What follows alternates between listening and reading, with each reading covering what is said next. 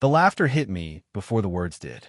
It rolled across the cafe patio in bright, careless waves, drawing curious glances from nearby tables. Across from me, Nora lowered her phone after sending a message. "He's here." My fingers tightened around the paper coffee cup. The message wasn't meant for me. A second later, a tall guy in a designer jacket walked over with a smug grin. He looked between Nora and me before deliberately pulling out the empty chair beside her. "Oh," he smiled. "This is him." Nora sighed dramatically. "I've been trying to let him down gently for weeks." The words landed harder than any slap. Around us, whispers spread. I stared at her. "Trying." She crossed her arms. "Ethan, don't make this difficult. Everyone knows you've liked me since freshman year." The guy chuckled. "I almost felt bad interrupting your confession." Confession? There hadn't been one.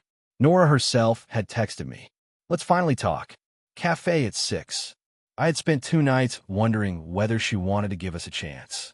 Instead, she had invited an audience. Another phone appeared. Someone was recording. A girl from Nora's friend group whispered loudly enough for everyone to hear. "This is going to be hilarious." Heat crawled up my neck. For one dangerous second, I wanted to stand there and explain everything. Show them the messages. Ask why she had lied. Then I noticed something. Nora wasn't looking at me. She kept glancing toward another table. 5 girls sat together there, watching, waiting. One of them covered her mouth to hide a laugh. It wasn't about rejecting me. It was entertainment. A setup. My heartbeat slowed. Something inside me cooled. If they wanted a performance, then I'd stop following their script. I stood. The recording phones lifted higher. Nora smiled faintly, already expecting pleading or anger. Instead, I looked beyond her, at the girl sitting alone by the window. Long black hair, white blouse, a novel resting beside untouched iced tea. She hadn't laughed. She hadn't even looked interested. She simply watched with calm amber eyes. I'd seen her around campus. Everyone had. Lena Hart, the prettiest girl in the university, the one rumored to reject every confession before the first sentence even ended. I walked straight toward her. Behind me, someone whispered, "What's he doing?" Another laughed. "No way." I stopped beside Lena's table. "Excuse me." She looked up slowly. "Yes.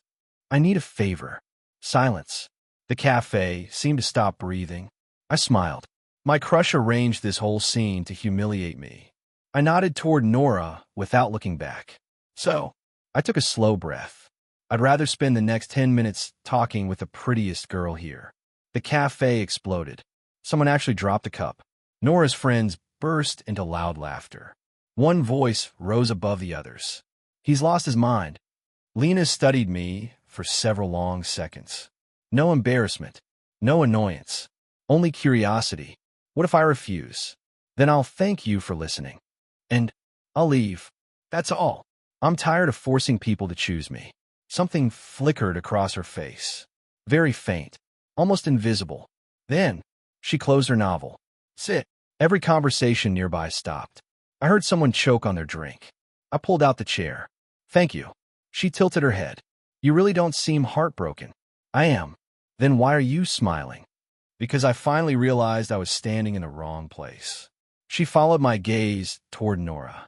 Nora wasn't smiling anymore. Instead, she looked confused. That wasn't part of her plan. Lena stirred her iced tea. "So, you know my name?" "Ethan Brooks." I blinked. "You know me?" "Student council volunteer." She took a sip. "You helped organize last winter's charity drive." I laughed softly. I thought nobody noticed. I notice people who don't ask to be noticed. That answer stayed with me. Across the cafe, Nora suddenly stood. "Ethan." I ignored her. She walked closer. "Ethan." Lena looked between us. "Friend." I smiled politely. "Apparently not." Nora folded her arms. "What exactly are you doing?" "Talking." "You embarrass me." I finally met her eyes. "No, you embarrass yourself."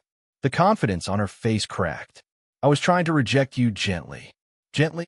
I pulled out my phone. The text inviting me here. Her expression shifted. "You said you wanted to finally talk."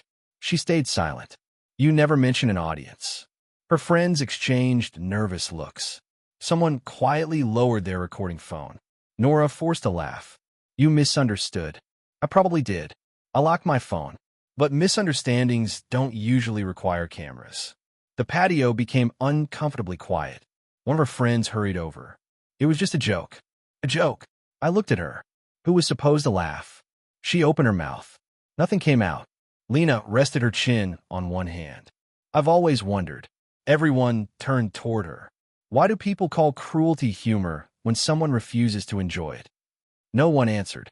Nora's face reddened. We were just teasing. Lena nodded once. Then accept that the joke ended badly. Nora stared at her in disbelief. You don't even know him. I know enough. Another silence. Finally, Nora scoffed. Fine. She turned sharply. Let's go. Her group followed. But before leaving, one girl looked back. Still laughing. Good luck. She pointed at Lena. She'll dump you tomorrow. The girls disappeared into the evening crowd. I expected relief. Instead, an uneasy feeling settled inside me. Because while everyone else had left, Lena hadn't. Neither had she asked me to. The cafe grew quieter after Nora's group disappeared, but the silence between Lena and me felt unexpectedly comfortable. She leaned back in her chair. So, you owe me an explanation. I nodded. Fair. For the first time that evening, I told someone the truth without worrying how it sounded. Nora and I worked together on several campus projects. You liked her. I thought I did. You never confessed? No. She frowned. Then why did everyone act like you had? I honestly don't know. I stared at the condensation sliding down my untouched drink.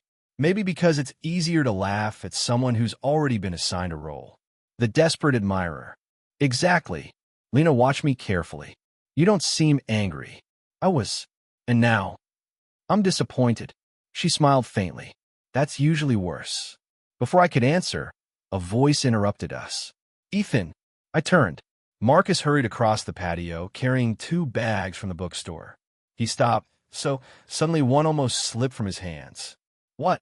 His eyes bounced between me and Lena. I leave you alone for 30 minutes, and somehow you're sitting with Lena Hart. I rubbed my forehead. It's a long story. Marcus looked at Lena.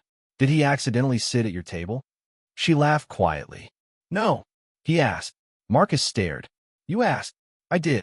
And you're still alive. I believe that's obvious. Lena covered a smile with her cup. Marcus lowered his voice. Brother, every guy who's confessed to her has been rejected before finishing his first sentence. I didn't confess. I noticed. He looked at Lena again. So why?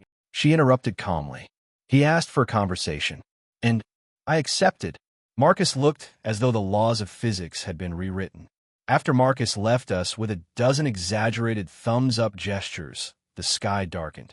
Campus lights flickered on. Lena checked the time. I should go. So should I. She stood, slipped her novel into her bag, then hesitated. Ethan. Yes. You handled today differently than most people would.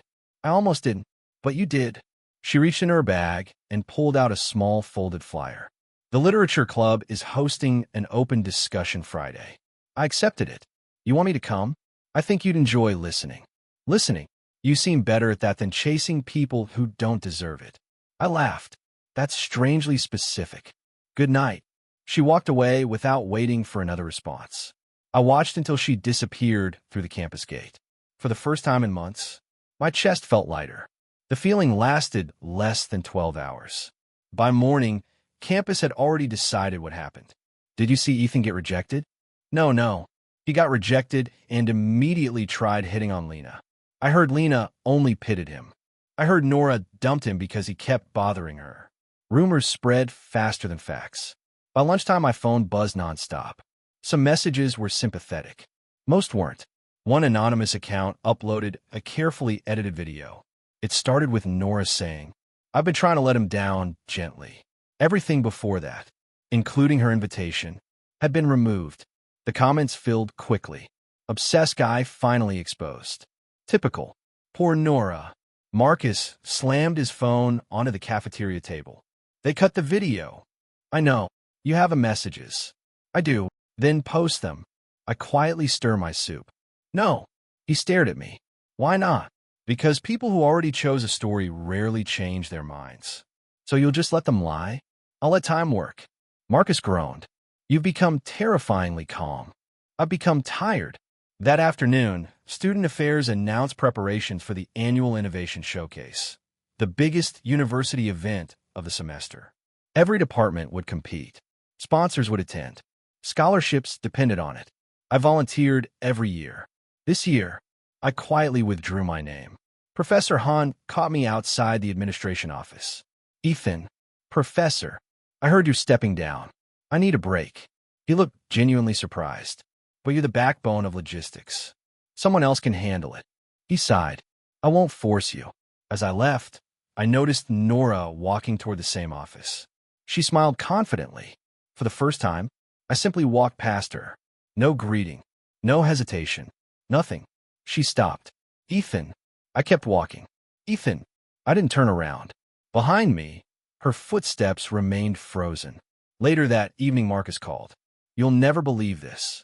"What happened?" "Nora volunteered to replace you." "So?" "The committee already regrets it." "Why?" "They just discovered you're the one handling almost everything behind the scenes." I looked out my apartment window at the city lights. Interesting. Sometimes the loudest revenge wasn't exposing someone. Sometimes it was quietly removing the support they never realized they depended on. As my phone screen dimmed, another notification appeared. Unknown number. Only one sentence. "Friday. Don't forget the literature discussion. Lena." I smiled despite myself. Then another notification arrived. This one from an anonymous account. "You think this is over?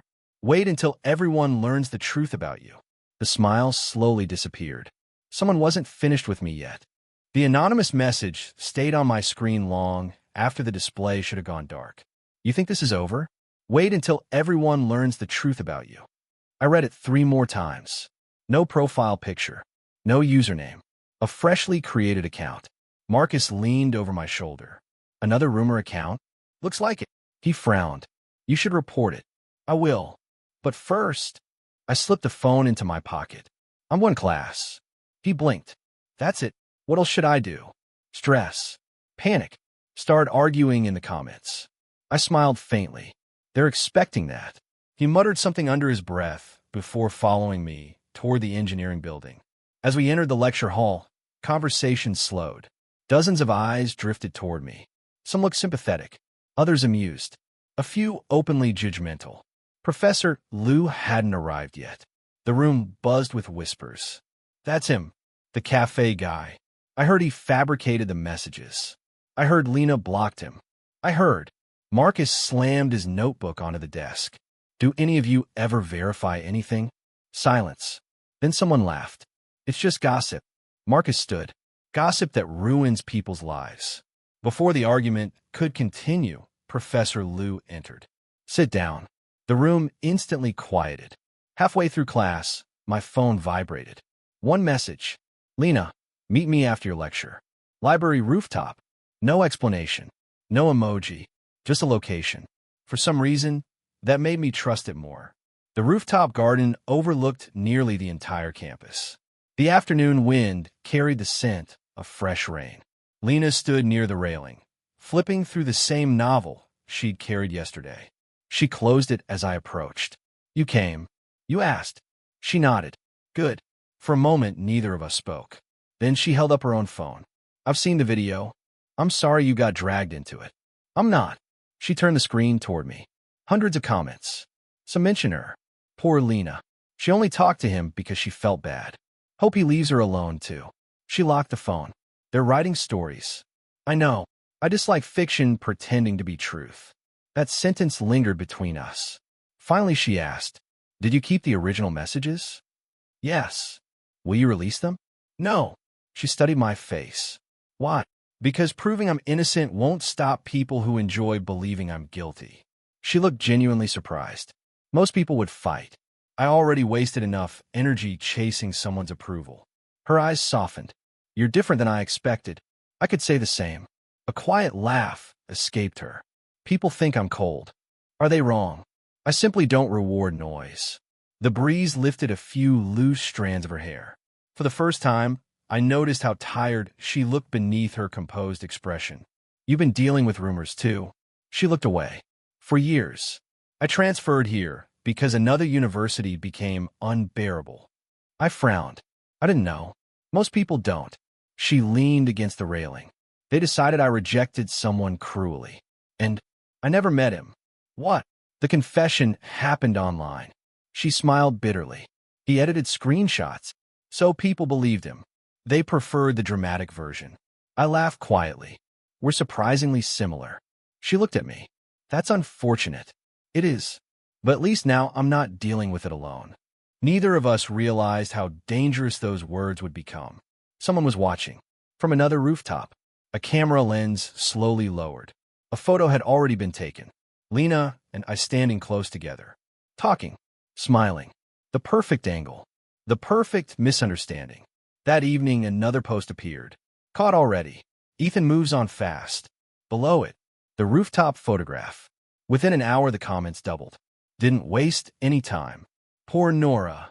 So he used Lena for attention. Marcus nearly threw his laptop. This is insane. I looked at the picture. It wasn't fake. Only incomplete. Someone had waited for the exact moment that told the wrong story. Marcus looked at me. Now will you expose everything? I closed the laptop. No, you can't be serious. If I respond to every lie, they'll keep making more. He covered his face. I don't understand how you're this calm. I wasn't. I was exhausted. There was a difference. Friday morning, preparations for the innovation showcase officially began. Without me, the logistics office looked chaotic. Boxes stacked everywhere. Schedules misplaced. Volunteers arguing. Professor Hahn rubbed his temples. Nora, I'm trying. You approved 3 different delivery times. I thought. You weren't supposed to think. Marcus nudged my shoulder from across the hallway. $5 says they call you before lunch. I smiled. I won't take your money. Exactly 43 minutes later, my phone rang. Professor Hahn. I answered. Professor. Ethan. He sounded older than he had 3 days ago. Could you spare 10 minutes? I resigned. I know, but no one understands your filing system. I glanced through the office window. Nora stood surrounded by confused volunteers. She noticed me. For the first time since the cafe, she looked uncertain. I'll email you the instructions, I replied. Professor Hahn hesitated. You won't come? No. A long silence. I understand. After hanging up, Marcus exhaled slowly. You actually did it. I said I needed a break. No. He smiled.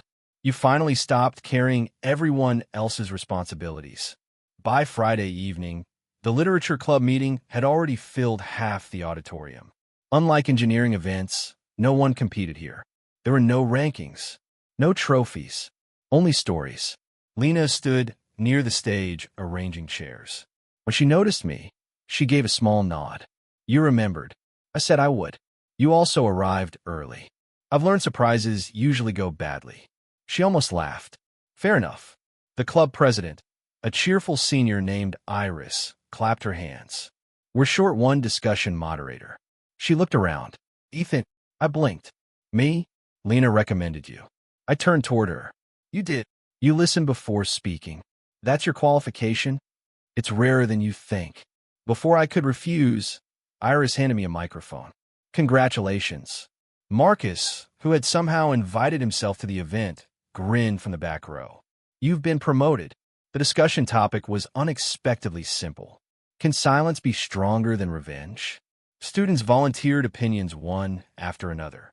If someone hurts you, you should expose them. No, leaving is enough. Forgiveness is weakness. Forgiveness is freedom. The room split into arguments. Finally, Iris looked at me. What do you think? Dozens of faces turned. Even Lena waited quietly. I took a slow breath. When people betray you, the room settled. There are 2 battles. The first is against them. The second is against the version of yourself that wants to become like them. Silence. If exposing the truth protects someone, do it. If speaking heals you, speak. But if your entire future depends on proving something to people who already enjoy misunderstanding you. I shook my head. They're still controlling your life. No one interrupted. The greatest boundary isn't revenge. It's refusing to keep living inside someone else's story. When I finished, the room remained quiet for several seconds. Then applause spread slowly. Not loud, not dramatic. Real. I looked toward Lena. She smiled. Not politely, genuinely. Outside the auditorium, rain had begun falling. Students gathered beneath the entrance roof. Lena stood beside me. That wasn't rehearsed. No, you've thought about it before. I've lived it before. She looked out at the rain. You know. What? I almost didn't invite you today. What? I was afraid. Of me? No. She smiled sadly. Of giving people another reason to invent stories. I nodded. I understand.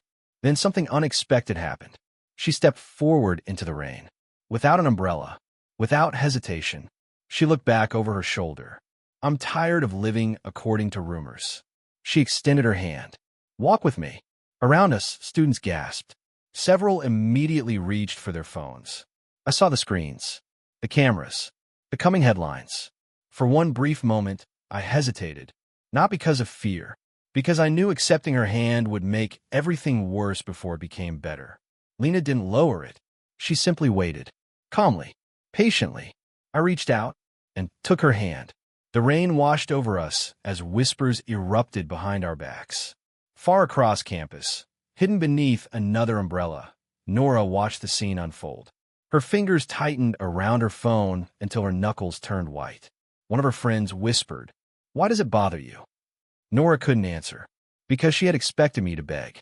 She had expected me to chase. She had expected me to stay exactly where she left me. Instead, for the first time since she'd met me, I had walked forward without looking back. And that was the one outcome she had never planned for. Rainwater dripped from the edge of my jacket as Lena and I crossed the campus courtyard. Neither of us hurried. Behind us, dozens of conversations rose and fell like distant waves. They're taking pictures, I said. I know, they'll misunderstand. They already have. She glanced at me with a calmness that somehow steadied my own thoughts. We don't owe strangers a version of our lives that makes them comfortable. For the first time in days, I laughed without forcing it. You always talk like that, only when someone is actually listening. By Saturday morning, the photos were everywhere. This time, however, the comments had changed. Not all of them, but enough to notice. Maybe Ethan isn't the problem. Why does Nora keep showing up in every story? The cafe video still feels edited. Has anyone actually seen Ethan harass anyone? The certainty that had fueled the rumors was beginning to crack. Not because I had defended myself, because people had started asking questions on their own. Marcus waved his phone triumphantly. They're doubting it. They're thinking. Same thing. No. I smiled. Thinking lasts longer. Across campus, Nora wasn't smiling. She slammed her notebook shut so hard the classroom fell silent. One of her closest friends, Chloe, lowered her voice. You check your phone every 5 minutes. I'm not. You are. I'm making sure people aren't spreading more lies. Chloe folded her arms. About Ethan? Nora didn't answer. Professor Hahn entered with a stack of folders. The Innovation Showcase schedule has changed. Everyone looked up. Our primary sponsor advanced their inspection. The room immediately became tense. Professor Hahn continued. Preparations must be completed 3 days earlier. Several students exchanged worried glances. One volunteer whispered, "We're not ready." Another added, "We're missing the equipment inventory." Professor Hahn closed his eyes briefly. I know. His gaze stopped on Nora. You assured me everything was under control. Nora forced a confident smile. It is. Only Chloe noticed her trembling fingers beneath the desk. That afternoon, I was helping Marcus carry prototype materials to the engineering lab when someone called my name. Ethan. I turned. Professor Hahn stood outside the building. His expression was unusually hesitant. Do you have a moment? Of course. Marcus quietly walked ahead, sensing the conversation wasn't meant for him. Professor Hensite, I owe you an apology. For what? I underestimated how much work you handled. I stayed silent. I thought the committee functioned as a team. It should. It doesn't. He looked older than he had a week ago. I didn't realize how often you solved problems before anyone else noticed them. I shrugged. I volunteered. You carried responsibilities that weren't yours. Neither of us spoke for several seconds. Finally, he asked, if the committee fails, he didn't finish. You'll manage. Ethan, you will. He searched my face. You're not coming back. It wasn't a question. No. Another long silence. Then he nodded slowly. I understand. As he turned to leave, he paused. You know. What? The strongest people I meet aren't the ones who work the hardest. They're the ones who know when to stop. From the second-floor hallway above us, Nora had witnessed the entire conversation. She hurried downstairs. Professor. He stopped. What happened? Did Ethan agree to return? No. Her face tightened. He always comes back. Professor Hahn looked at her strangely. He doesn't owe us that. Nora opened her mouth, but no words came. Sunday evening, Marcus barged into my apartment carrying 2 boxes of takeout. I bring noodles. I didn't invite you. You looked depressed yesterday. I was reading. Exactly. He placed the food on my table before noticing the open notebook beside my laptop. What's this? My project. You started already? I nodded.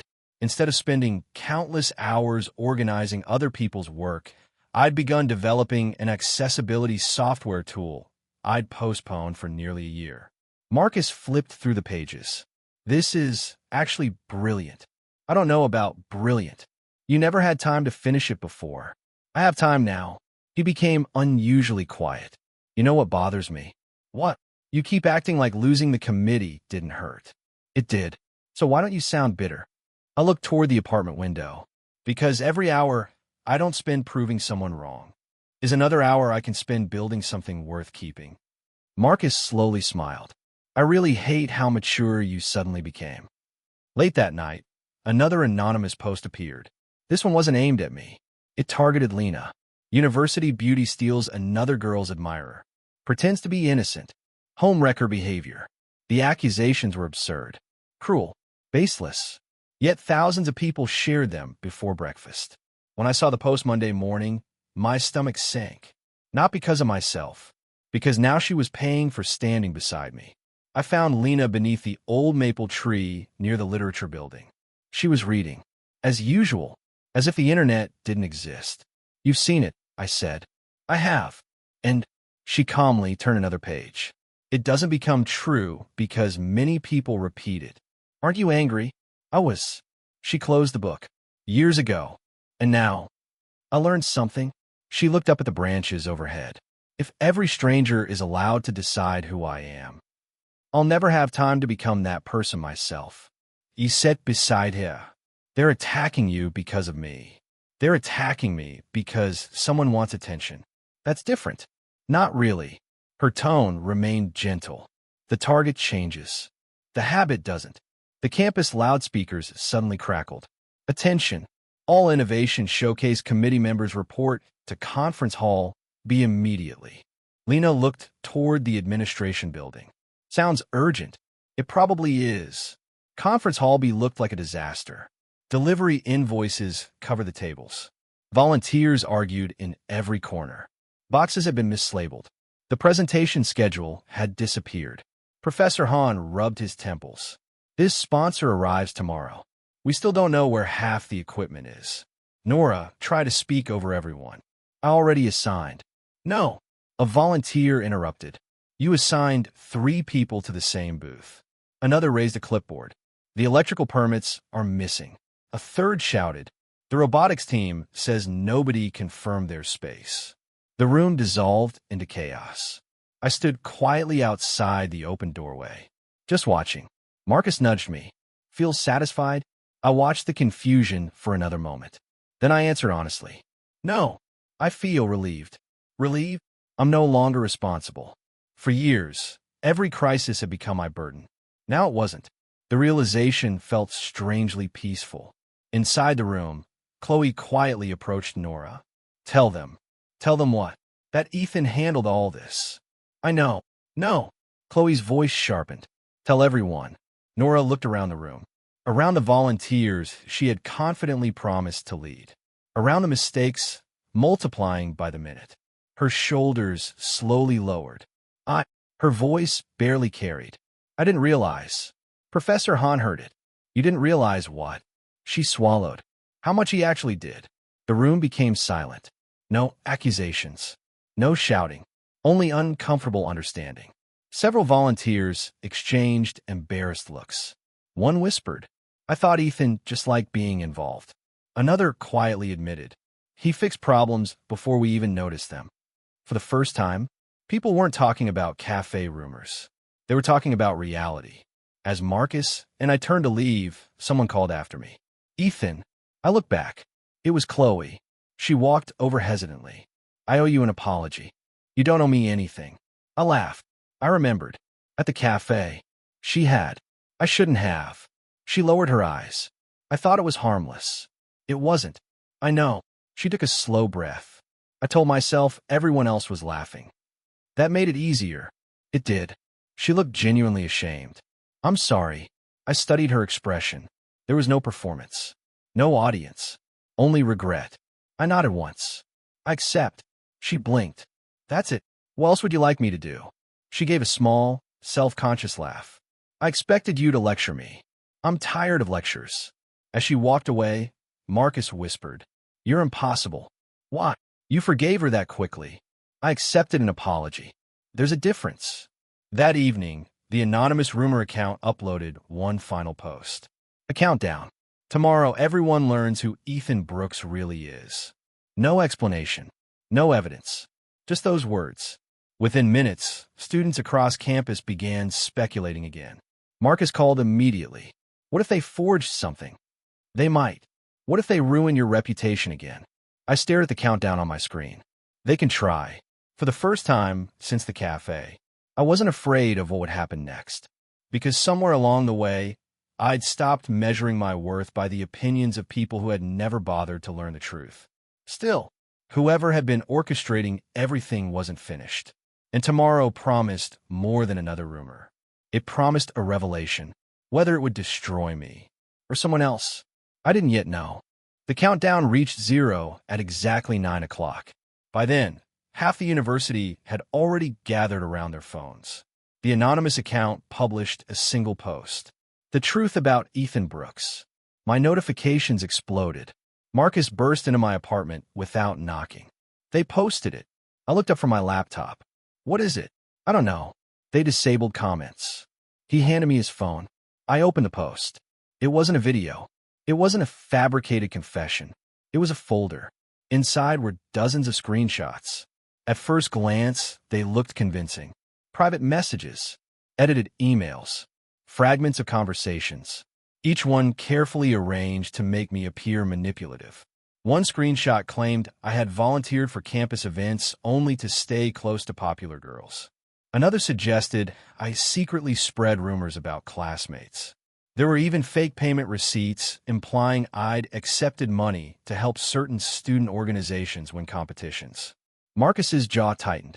They spent weeks making these. I zoomed in. The timestamps didn't match. The fonts changed between screenshots. One image contained a software version released only 3 months ago, yet the supposed conversation was dated last year. Whoever created the folder had been meticulous. Just not meticulous enough. They're fake. I know, but most people won't notice. I stood. "Let's go." Marcus blinked. "Where?" "To campus." The Central Plaza buzzed with anxious conversations. Students stood in clusters, comparing screenshots. Some believed them immediately. Others hesitated. As Marcus and I approached, voices gradually quieted. "He came. Does he know? Look at his face." I climbed onto the low stone platform surrounding the fountain. Not to give a speech, simply so everyone could hear. "I've seen the folder." Silence settled over the plaza. "If anyone wants the original files." I held up a flash drive.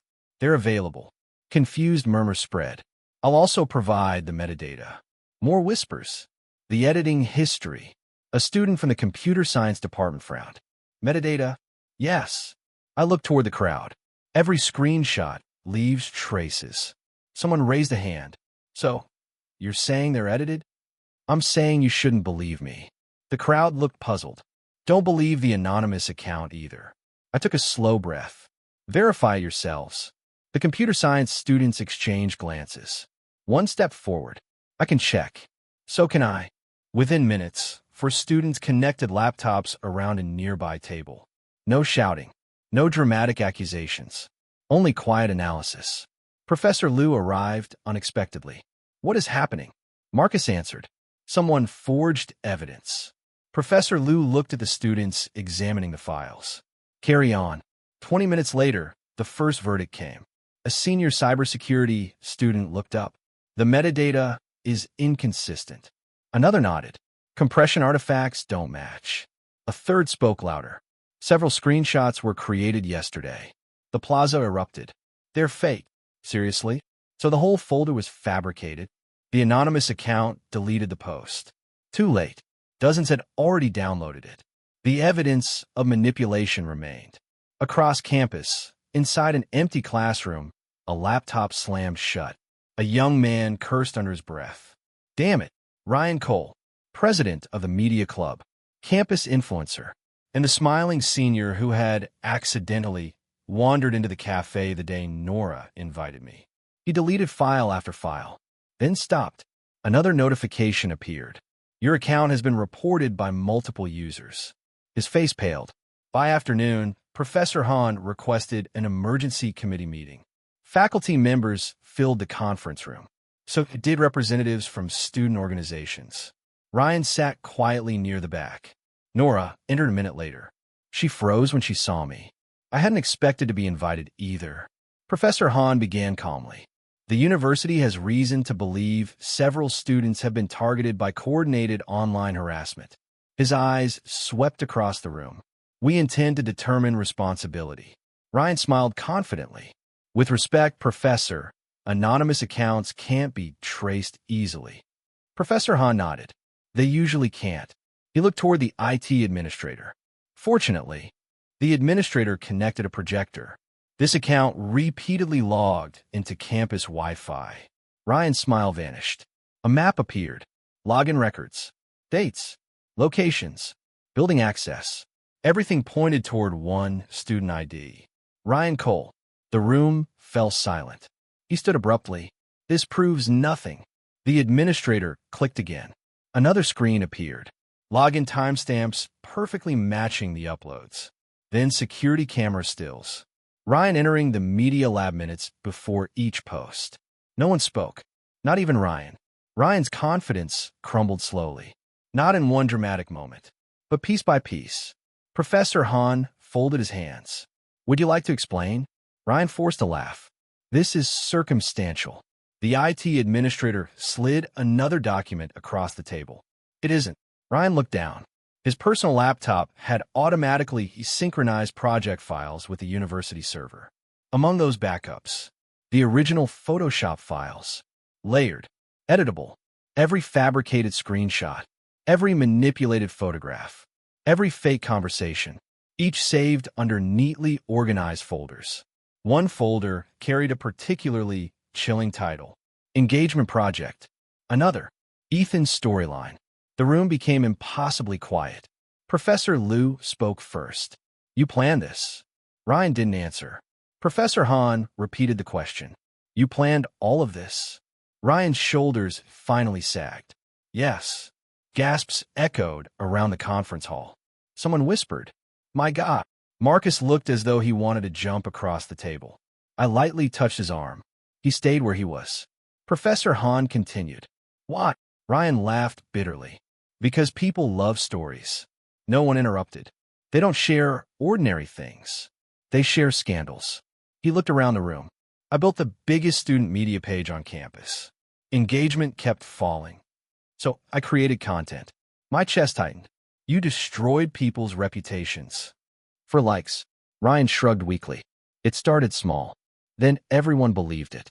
It became easy. Silence. He finally looked directly at me.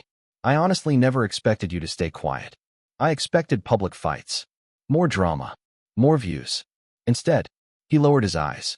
You ruined the story. Professor Han dismissed Ryan from every university leadership position pending disciplinary review. The media club unanimously voted to remove him as president before the meeting even ended. By evening, the anonymous account had disappeared. Every remaining rumor post was being deleted. Students who had eagerly shared them now quietly erased them from their own profiles. Not because someone forced them, because they no longer wanted their names attached to them. Consequences arrived one click at a time. Outside the administration building, the evening air felt unusually still. Nora waited beside the stone staircase. She looked smaller somehow, less certain. When she saw me, she took a hesitant step forward. "Ethan." I stopped. "I know." She nodded faintly. "I wanted to apologize." I waited. She looked down at her hands. "The cafe. I thought it would be harmless. I wanted everyone to think I handled things maturely. I didn't realize Ryan planned to record everything." I listened quietly. I laughed. Her voice cracked. "I never stopped him. I let everyone believe the worst about you." She finally looked into my eyes. "I'm sorry." For several long seconds, neither of us spoke. The campus around us continued as normal. Students walked past. Bicycles rolled by. Someone laughed in the distance. Life had already started moving again. "I believe you're sorry," I said. Relief briefly crossed her face. Then I continued. "But that doesn't restore trust." The relief faded. "I know. I don't hate you." Her eyes glistened. "But I can't return to who I was before." A tear slipped down her cheek. "I kept waiting for you to chase me again." I noticed. "I don't even know why." "You liked being chosen." She closed her eyes. "I think I did." I gave a small nod. "I hope you find someone who chooses you, without needing someone else to lose first."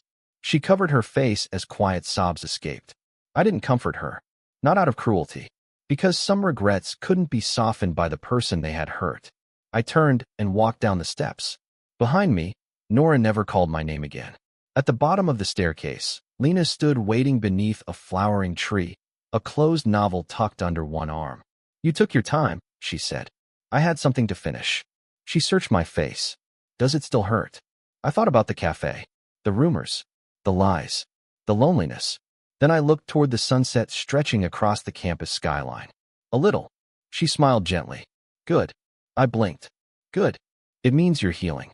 Together, we started walking toward the campus gate, leaving the administration building and everything it represented behind us. Autumn arrived quietly. The campus trees shifted from green to deep shades of gold, and with them, the conversations changed. No one mentioned the cafe anymore. No one whispered when I walked past. Instead, people greeted me. Some nodded awkwardly. Some smiled. A few apologized. The strange thing about public opinion was how quickly it moved on once it found a new story. I no longer felt the need to follow it. My apartment slowly transformed into something other than a place where I only slept. Prototype boards covered one wall. Sticky notes filled another. Lines of code stretched across my monitor. The accessibility software I'd postponed for nearly a year finally had room to breathe. Marcus stared at the latest demonstration. So, I clicked one button. The program instantly converted complex diagrams into simplified interactive layouts for visually impaired students. "It works." Marcus blinked. "No." He ran through the program again. "It actually works." He looked at me. "Do you realize how many students could use this?" "I hope enough." He leaned back. "You spent years organizing other people's dreams." He smiled. "Looks like it's finally your turn." A week later, Professor Liu requested a private meeting. He folded his hands as I entered his office. "I've reviewed your project." I sat down. "And I've also shown it to 2 industry partners." I frowned. "You already what?" They insisted. He slid a business card across the desk. "They want to meet you." I stared at the card.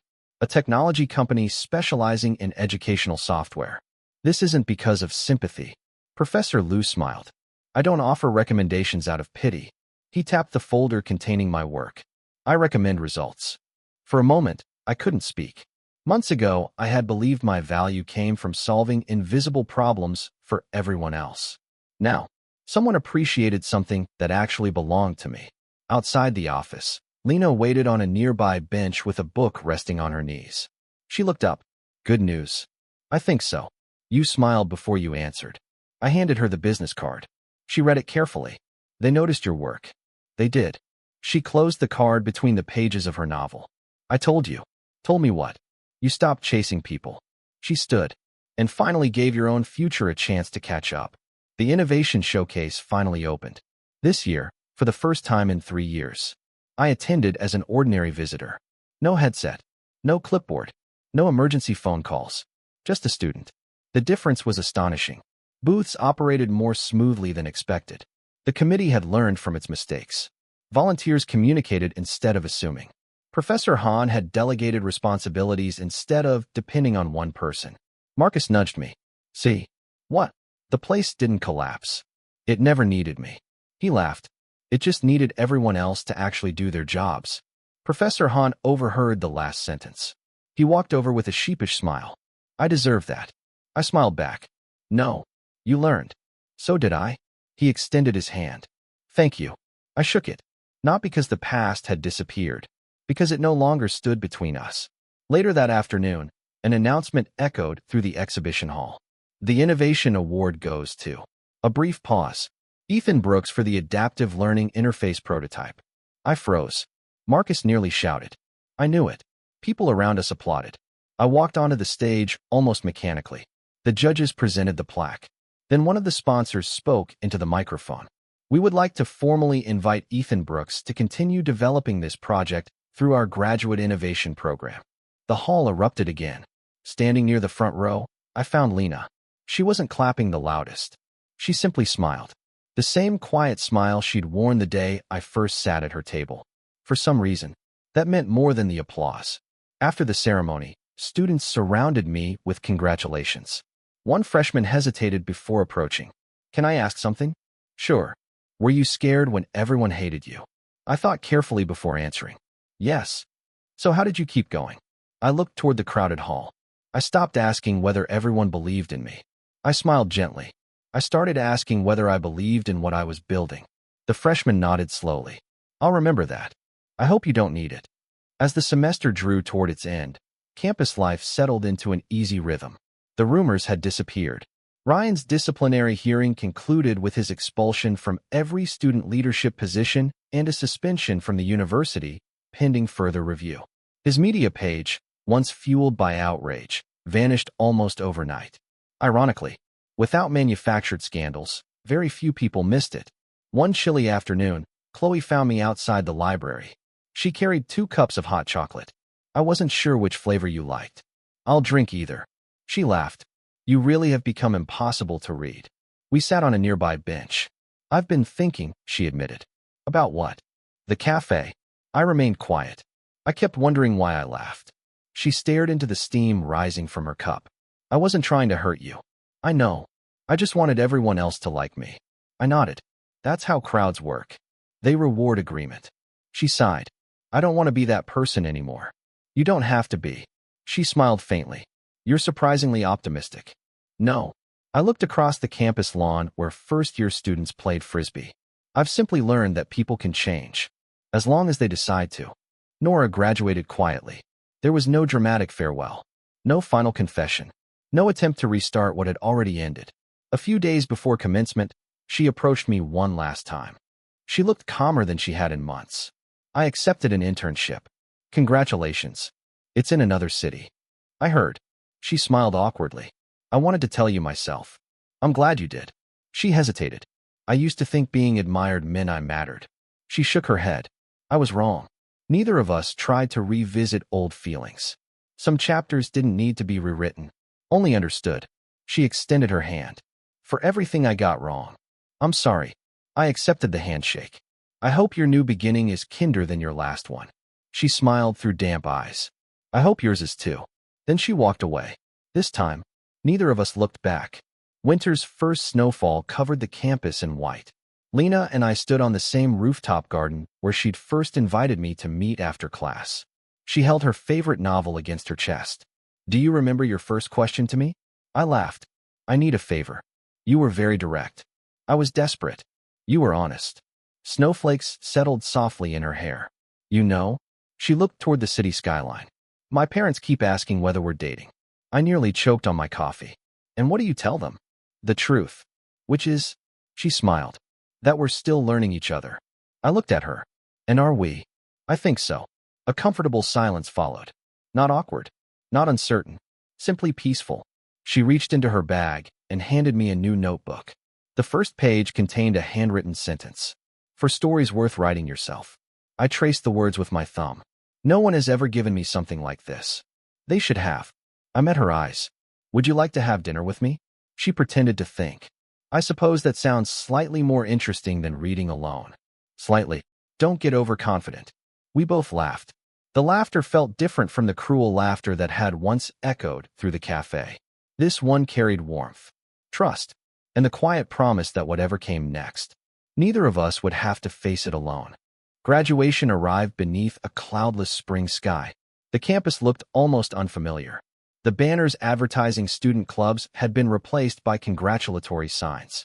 Freshmen wandered through the walkways with the same uncertainty I had carried years earlier.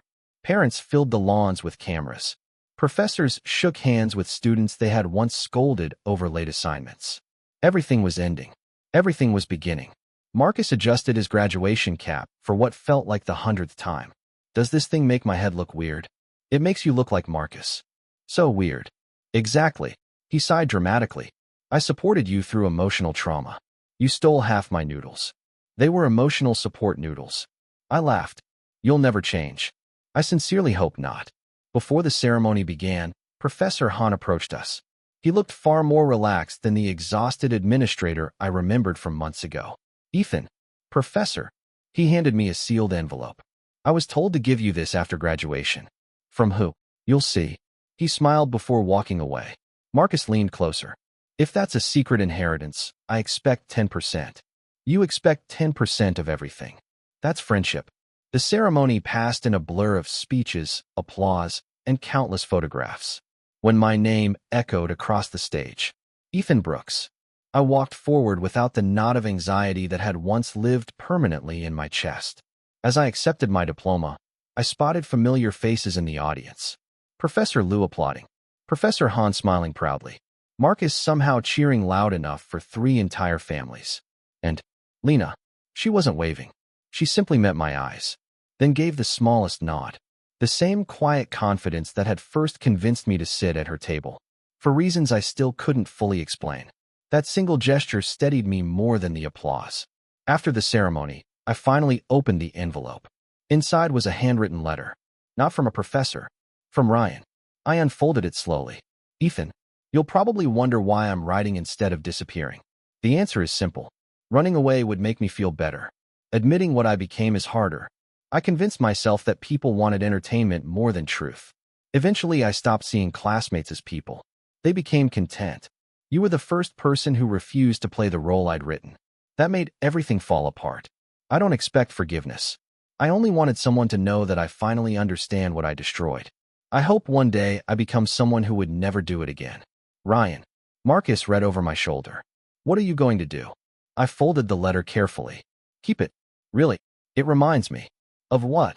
That becoming a villain rarely happens all at once.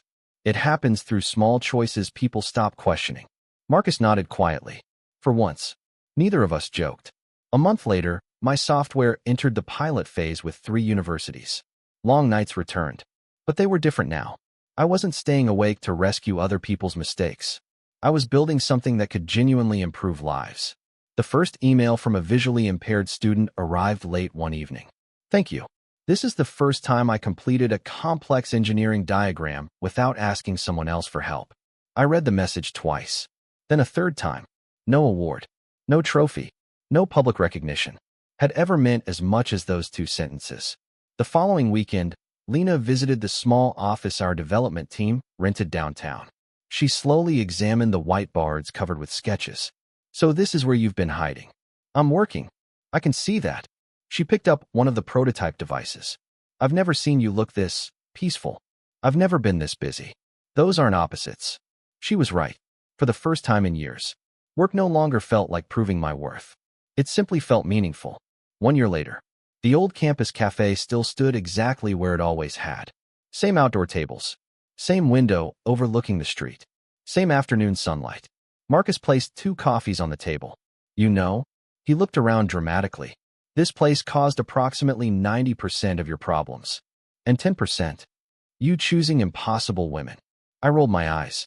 Lena isn't impossible. He grinned. She made the entire university believe she was. As if summoned by her name, Lena walked onto the patio carrying 2 books.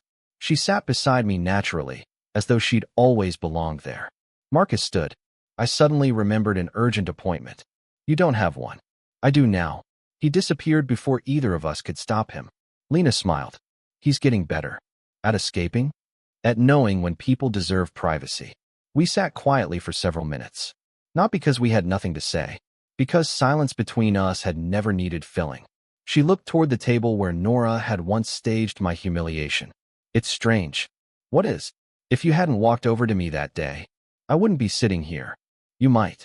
She shook her head. But you wouldn't be you. I considered that. She was right. The biggest change hadn't been meeting Lena. It had been the decision I made before I ever reached her table. I had stopped begging to remain somewhere I wasn't wanted. Everything afterward had grown from that single choice. Lena slid the old notebook she'd given me across the table. It was full now. Every page filled with plans. Ideas. Failures. Successes. Lessons. She opened to the final page. There, beneath dozens of crossed-out notes, I'd written one sentence months earlier. The right people never require you to abandon your self-respect to keep them close. She smiled. I like this ending. It isn't an ending. No. I closed the notebook. It's the first chapter one actually chose for myself. She reached across the table and intertwined her fingers with mine. No audience. No cameras. No whispers. Just two people who had learned the difference between attention and understanding. Across the street, new students laughed as they hurried toward orientation. One nervous freshman stopped another. I think my crush is waiting at the cafe. His friend laughed. Good luck. I watched them disappear inside. A year ago, I would have wished him luck in winning someone's heart. Now, I hoped for something different. I hoped he would never confuse chasing approval with finding someone who truly saw him. The afternoon sun stretched across the patio. The laughter around us was light, unforced, honest. I lifted my coffee. To better stories. Lena gently tapped her cup against mine. To writing them ourselves. The breeze turned another page of the notebook before settling it closed. This time, no one else would decide how the story ended.